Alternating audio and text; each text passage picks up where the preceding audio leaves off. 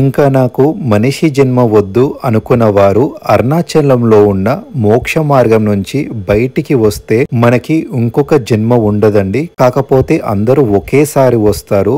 మనము 3 సార్లు ప్రదక్షిణలు చేసినట్టు 3 టైమ్స్ లోపటి నుంచి బయటికి వస్తే మరో జన్మ ఉండదండి. ఈ జన్మనే చివరి జన్మ అవుతుంది. ఈ మోక్ష మార్గాన్ని ఇడుకు పిల్లయార అని అంటారు. మహాసిద్ధులు 2 యంత్రాలని ప్రతిష్టాపించారండి.